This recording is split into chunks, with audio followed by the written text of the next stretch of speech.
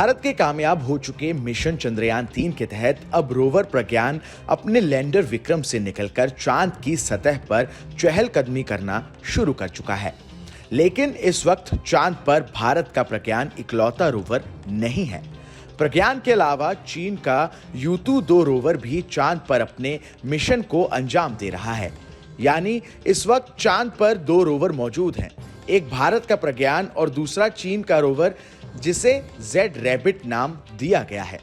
अब सवाल यह है कि क्या चांद पर मौजूद इन दोनों रोवर्स के बीच आपस में टक्कर भी हो सकती है क्या? दूसरे शब्दों में अगर कहें तो क्या चांद की सतह पर दोनों रोवर्स के रास्ते आपस में टकरा सकते हैं? इस सवाल का जवाब जानने से पहले हम आपको चीन के उस रोवर के बारे में बताते हैं जिसे चीन ने साल 2019 में अपने मिशन चांग-ई 4 के तहत चांद पर सॉफ्ट लैंडिंग के जरिए उतारा था।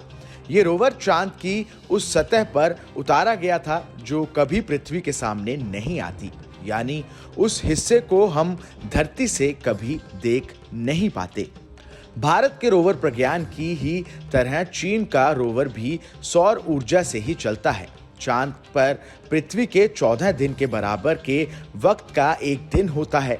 लिहाजा चीनी रोवर अपने सॉफ्ट लैंडिंग के बाद से ही 14 दिन तक शांत रहता है और बाकी 14 दिन चांद की सतह पर घूमकर आंकड़े जुटा रहा है। अपनी लॉन्चिंग के बाद से ही चीनी रोवर करीब 186 किलोमीटर के चांद के इलाके की सतह के आंकड़े जुटाकर चीन भेज रहा है। चीनी रोवर का इलाका भारत के रोवर प्रज्ञान के इलाके से दूर है। चीनी रोवर साल 2019 में 45 डिग्री के अक्षांश पर चांद की सतह पर उतरा था, वहां से ज्यादा नहीं घूम पाया है। वहीं भारत का रोवर चांद के दक्षिणी ध्रुव के इलाके में उतरा है, जहां इससे पहले कोई सॉफ्ट लैंडिंग नहीं हुई है। भारत के रोवर की जीवन काल चांद के एक दिन यानी धरती के 14 दिन के बराबर ही है, जबकि चीनी रोवर इससे कहीं ज्यादा मजबूत है। चीन ने चांद पर पहला रोवर U2 दिसंबर 2013 में चांग-ई लैंडर 3 से उतारकर चंद्रमा की सतह पर आया। इसकी अधिकतम सीमा 10 किलोमीटर थी और यह धरती के 90 दिनों तक 3 वर्ग किलोमीटर के क्षेत्र का पता लगा सकता था। अगस्त 2016 में इसका काम बंद हो गया। तब तक इसने 31 महीने तक चांद की सतह पर यात्रा की। इसके बाद ही चीन ने अपना वो रोवर भेजा जो इस वक्त चांद पर मौजूद है। चीन का अगली पीढ़ी का रोवर U2-2 से बड़ा होगा।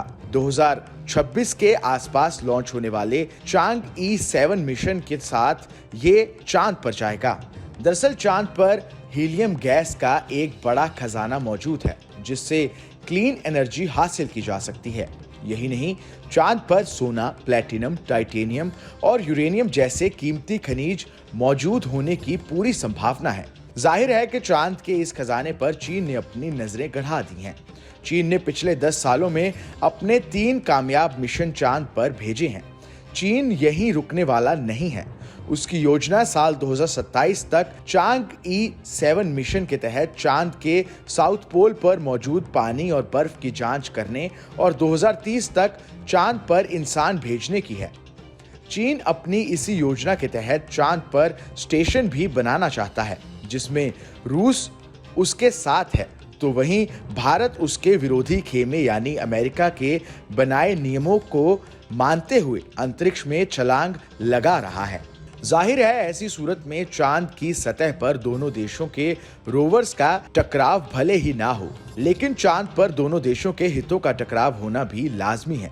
अब भारत के चंद्रयान मिशन की कामयाबी ने ये तो साबित कर दिया है कि अब चांद के भविष्य को लेकर दुनिया के देश मिलकर जो भी फैसला लेंगे उसमें भारत की मर्जी जरूर शामिल होगी।